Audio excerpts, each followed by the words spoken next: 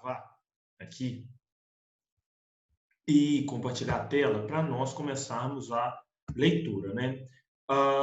Pois bem, então, em primeiro lugar, o nosso século, na verdade, o século mais de você do que meu, que é o século XXI, é um grande herdeiro do século XX, com os benefícios e com os males. Gente, tudo que nós temos no século XXI foi aprimoramento daquilo que já havia sido inventado, em alguns casos até no século XIX. Minha internet é estável, mas por favor, não leve isso em conta. No século XIX. Então, ou seja, né, telefone, que é o atualmente celular, invenção do século XIX. Metrô, invenção do século XIX. Carro, invenção do século XIX. Protótipos voadores, que depois vieram se transformar em aviões. Projetos do século XIX. E aí, para o bem e para o mal. E aí nós começamos a falar da guerra.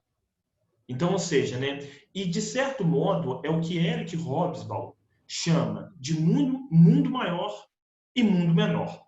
Ele, num livro chamado A Era dos Extremos, um livro muito bom, que ele pega de 1914 até 1991, estudando a história desses anos todos aí, ele faz a seguinte afirmação: o mundo se torna um lugar maior e um lugar menor ao mesmo tempo.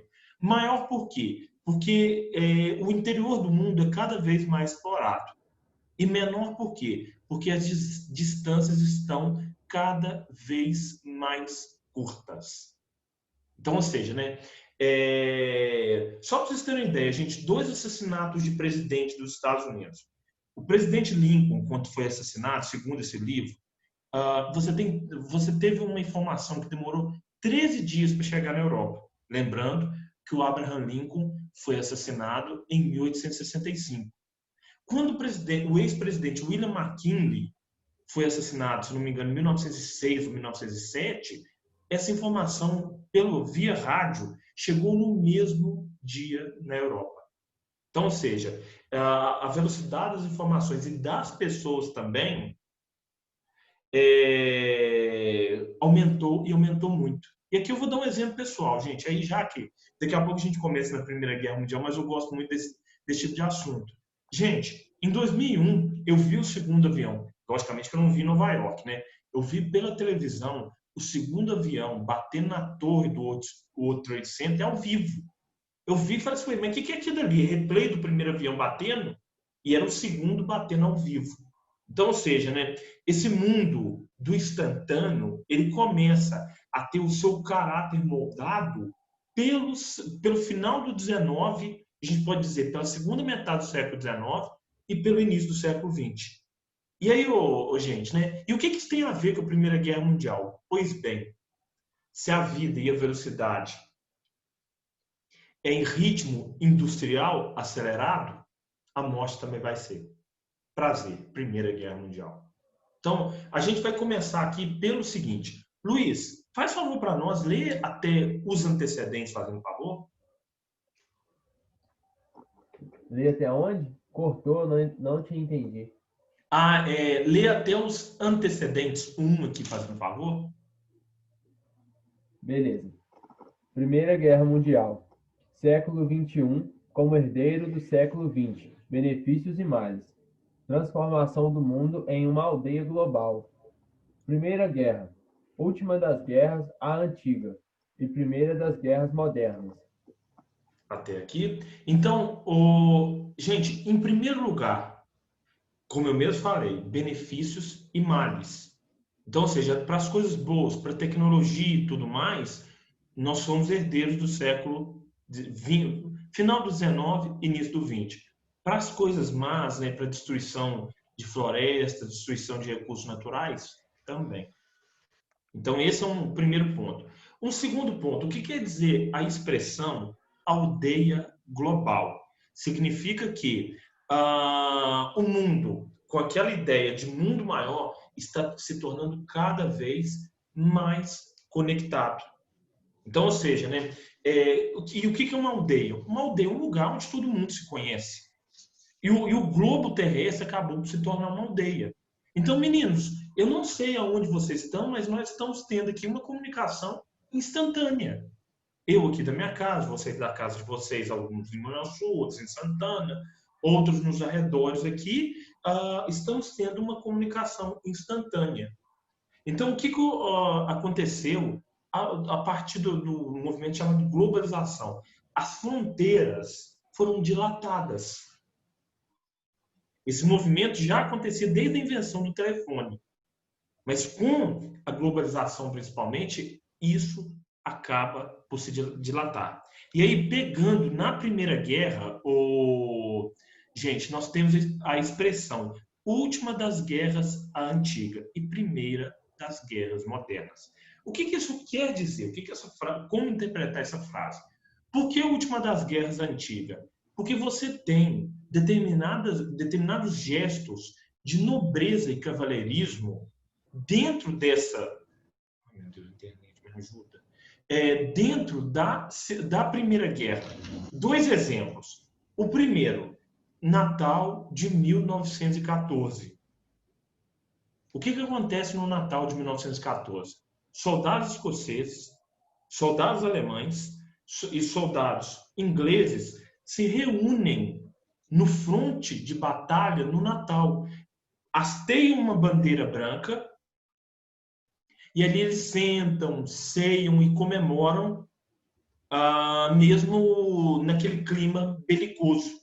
História real mostrada em um filme chamado Feliz Natal. E o segundo caso é o caso do Barão Vermelho. Quem foi o Barão Vermelho, né? Foi o piloto alemão nomeado de nome, né? Ludwig von Richthofen. E o Barão, ele tinha o hábito, né, de pintar o avião dele vermelho, sempre dizendo: eu não quero matar ninguém, mas eu quero que os meus inimigos me temam. Agora, em primeira das guerras modernas, tanque de guerra, metralhadora, entre várias armas modernas foram utilizadas pela primeira vez neste conflito. Então, ou seja, né, enquanto você tem alguma nobreza entre os homens, alguma humanidade entre os homens, as armas tornavam o poder de destruição muito forte, muito grande.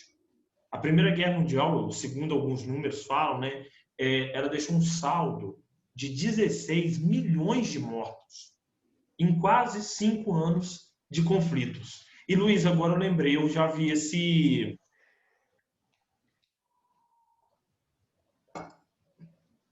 nostalgia do Castanhari sobre a Primeira Guerra, que tanto que ele começa, né, falando que a origem a longo prazo da Primeira Guerra Mundial está com Napoleão.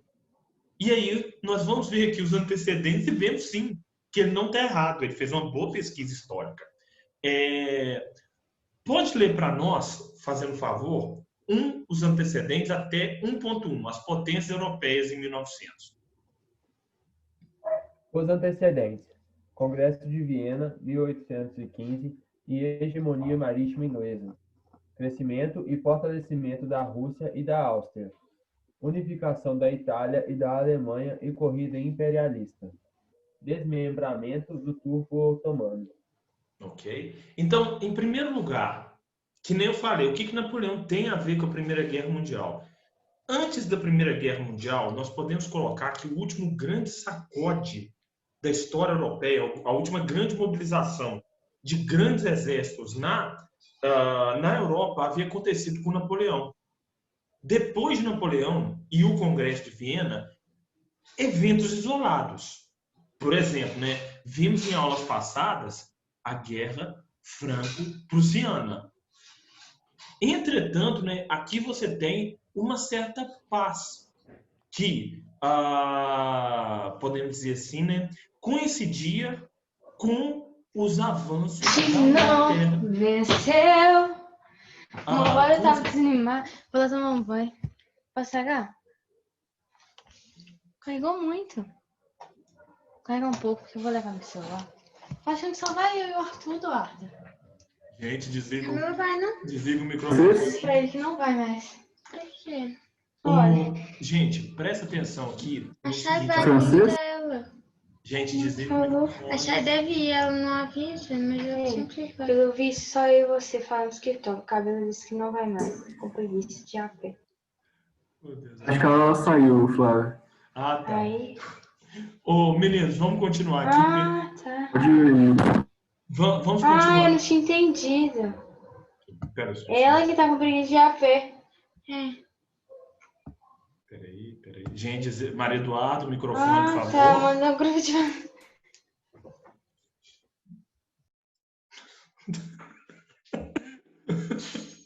Ai, Deus amado, ok. Mas era francês que ela tava falando, não era? Quê?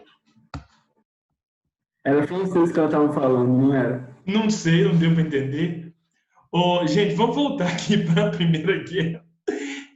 Aqui, então... Desculpa. Não, sem problema, Maria Eduardo. Tem problema não, tá? Vamos voltar aqui para a Primeira Guerra. E aí, gente, apesar do crescimento da Rússia e do crescimento da Áustria se formando aqui como impérios multiétnicos, nós não vamos ter uma ameaça à Inglaterra até a unificação da Alemanha. E, gente, quando eu falei da unificação da Alemanha, eu falei com vocês que a Alemanha entra no cenário europeu com 2 pés, de voadores de 2 pés. A tal ponto, só para vocês terem ideia, dos alemães, no final do século XIX, serem a nação mais industrializada da Europa. Só vamos lembrar, meninos, na primeira Revolução Industrial, a Inglaterra ficou quase 100 anos reinando sozinha na primeira Revolução.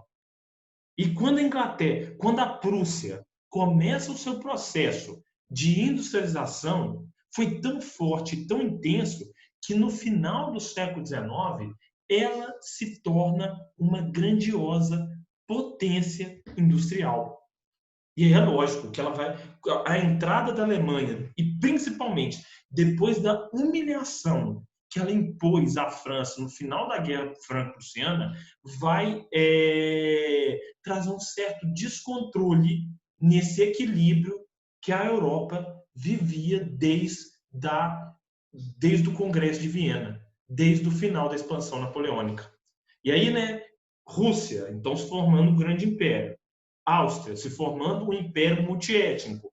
Alemanha, entrando na industrialização e na corrida imperialista. E, assim, num papel secundário, o desmembramento do Império Turco-Otomano. Então, ou seja, ali o Império Turco-Otomano, formado com a queda do Império Bizantino, desmembrou-se em Turquia, em Afeganistão, em Irã, em Iraque, formando uma grande região e poderosa região, importante economicamente no Oriente Médio. E aí, gente, nós temos as potências em 1900. A virada do século foi um momento de muito otimismo. Se achava que a ciência tinha atingido o seu apogeu, que a cura, a medicina, determinados remédios prolongavam a expectativa de vida, e a ausência de grandes confrontos na Europa faziam com que o clima de otimismo em 1900 fosse muito alto, fosse muito forte. Matheus, não, Luiz, deixa eu só corrigir um negócio aqui que eu vou pedir para você ler. Espera aí, Áustria e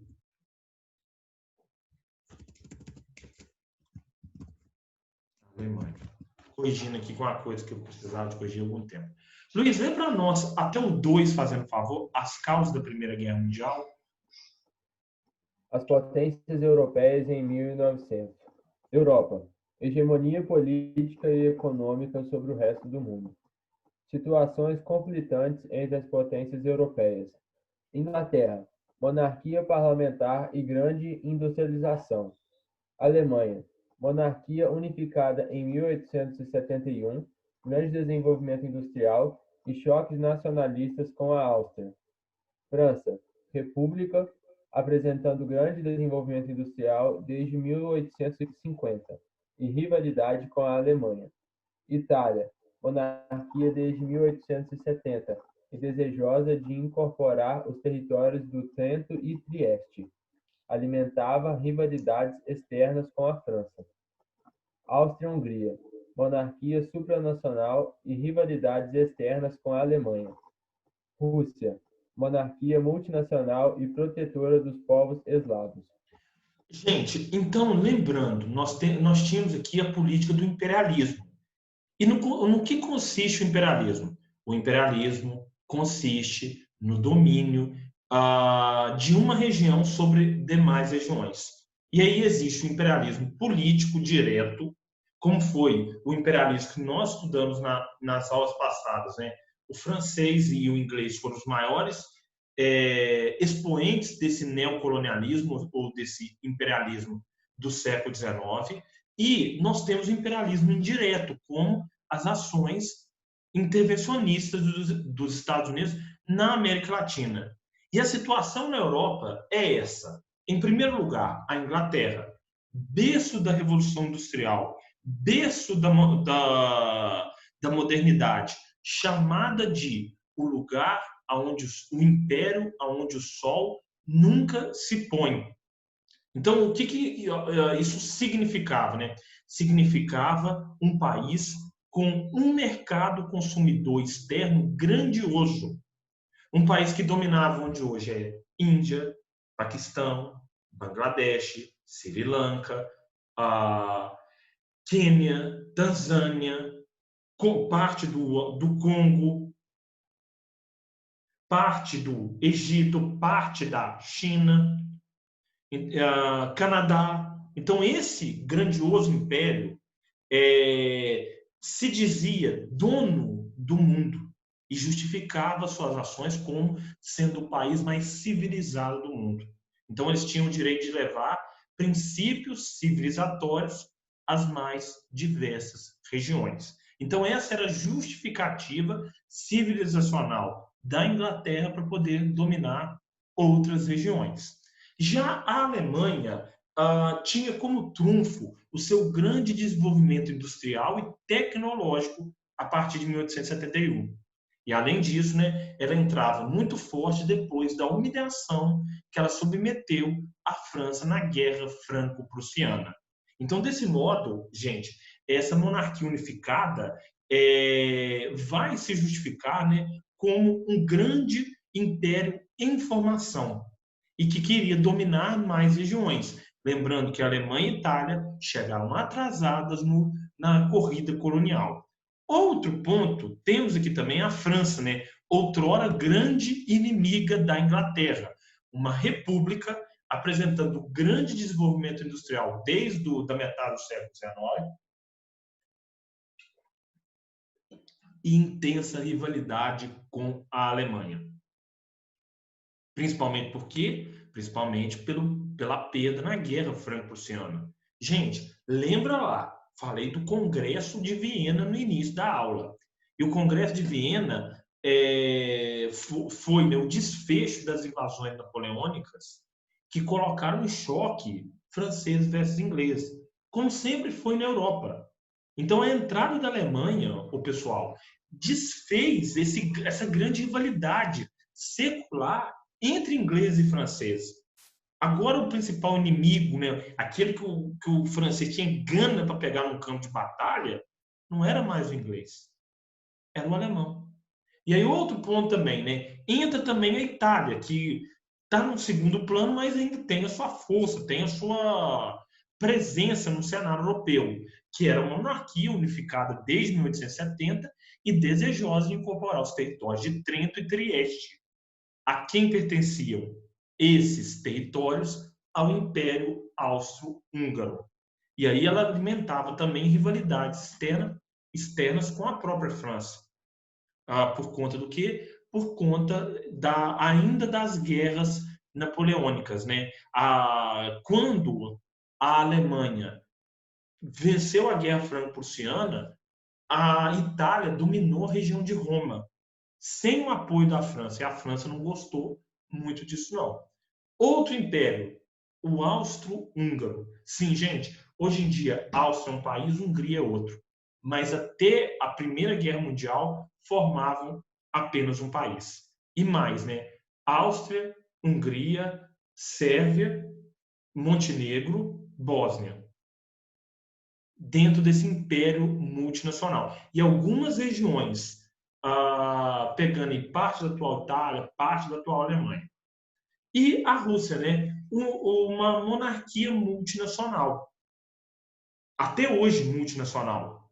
Dentro da Rússia estão chechenos, estão mongóis, estão tártaros, então, e vários outros povos de diferentes etnias. E aí, gente, né? Temos aqui, para continuar, então, esse era o cenário cultural, étnico, político e até mesmo econômico da Europa antes da Primeira Guerra Mundial. Agora a gente vai passar para as causas específicas mesmo, né? Causas da Primeira Guerra Mundial. Luiz, por favor, pode ler até o 2.1 só. Ei, Flávio, antes de eu ler, eu queria te perguntar uma coisa. Pode falar. Então, a Inglaterra só aceitou se aliar à França de tanto ódio que ela tinha da Alemanha só por ela estar se industrializando? Só isso já bastou? Só? Bom, Luiz, sim, é isso mesmo. Ou seja, a entrada da Alemanha no cenário europeu foi tão. Vamos usar um termo aqui, mais das coisas de você. Foi tão voador em dois pés que a França e a Inglaterra, inimigos históricos, olharam para o outro e falaram assim: a Alemanha tá. Vamos cortar essas asinhas aí, porque senão a gente não sabe onde ela vai parar. Lembrando, Luiz, que até hoje a Alemanha é a principal economia da Europa. Então, ou seja, né, os alemães são os bichos, cara. Eles não fazem só gol no Brasil em semifinal, não. Eles fazem muitas outras coisas também. Então, essa revolução industrial promovida pela Alemanha, o Luiz, colocou ela em outro patamar. Por exemplo, a indústria química alemã até hoje é fortíssima. E a fabricação de remédios, as grandes multinacionais na área de remédios genéricos são da Alemanha. Então, aí, gol da Alemanha, né? Por quê? A gente tem, né, ela entrando e se modernizando, enquanto a Inglaterra vivia daquele passado ainda. Nós somos o país da primeira Revolução Industrial, nós somos o país da primeira Revolução Industrial. Mas peraí, o que as suas máquinas têm evoluído a partir de então? Muito pouco. Então, tchau, né? Basicamente, é isso que a segunda Revolução Industrial fez com a Inglaterra. Mas a Inglaterra ainda continuava muito poderosa por conta dos Pois seus é, eu impérios. falei só, Pode falar, Luiz? eu falei, tipo assim, só, tipo assim, parecia que era pouco, né? É porque, justamente pelo passado, porque a França e a Inglaterra se enfrentam desde os primórdios de tudo. Aí, do nada, a França estava numa situação fraca ali em relação à Alemanha. Se fosse para a gente olhar o passado, era mais sentido a Inglaterra apoiar a Alemanha, né?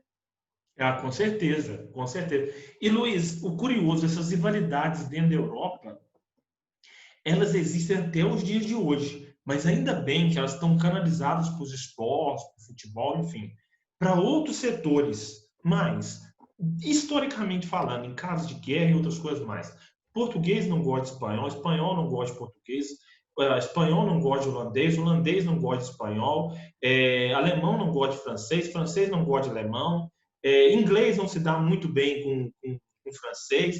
Então, essas rivalidades históricas, elas existem na Europa há séculos. Mas, que nem eu falei, a entrada da Alemanha foi tão desequilibrante que ela colocou dois inimigos seculares, dois inimigos desde lá da Guerra dos 100 anos, do final da Idade Média, para se unirem. Isso é muito louco, né? E essa união acabou desembocando na Primeira e na Segunda Guerra Mundial. E aí a gente vai continuar vendo isso aqui para entendermos melhor, né, esse sentimento nacionalista, as ideias e tudo mais. Luiz, então, lê o 2 para nós, fazendo favor. Deixa eu só.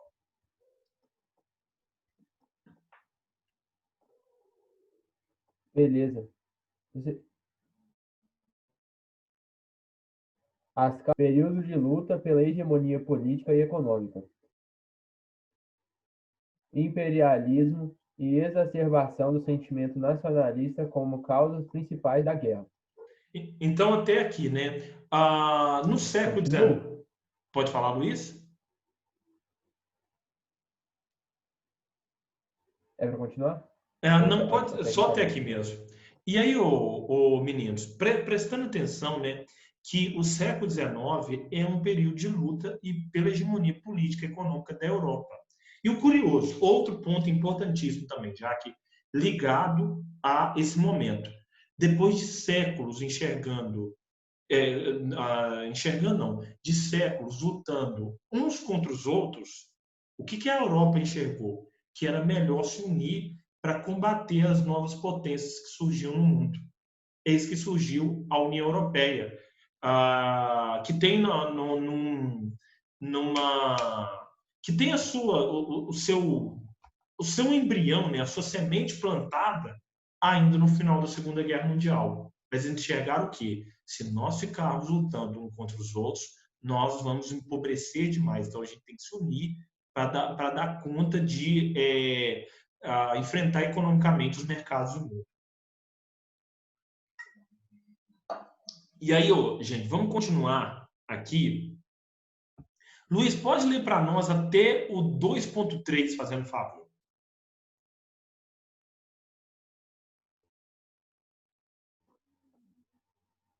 Rivalidade industrial entre a Alemanha e Inglaterra.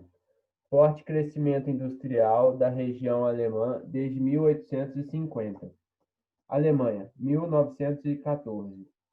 Maior produção de ferro e aço da Europa. Posições opostas no cenário europeu. Rivalidade política e econômica entre Alemanha e França. Guerra franco-prussiana e perca da Alsácia e Lorena por parte dos franceses. Revanchismo francês. Sentimento de vingança alimentado pela França após 1871. Então, até aqui, como eu mesmo falei... Isso também? Não. Aí, depois você lê essa parte para nós. Em primeiro lugar, o forte crescimento industrial da região alemã, desde 1850, né, desde que ela era ainda a Prússia, lógico, deixou a Inglaterra e a França de cabelo em pé. E aí, para piorar essa situação, como eu mesmo falei na aula passada, veio a Guerra Franco-Prussiana. E a vitória esmagadora da Alemanha sobre os franceses. Aí a situação piorou. E piorava mais ainda por quê? Pessoal, a gente tem, né, na África, fala inglês, África do Sul, Quênia, Tanzânia,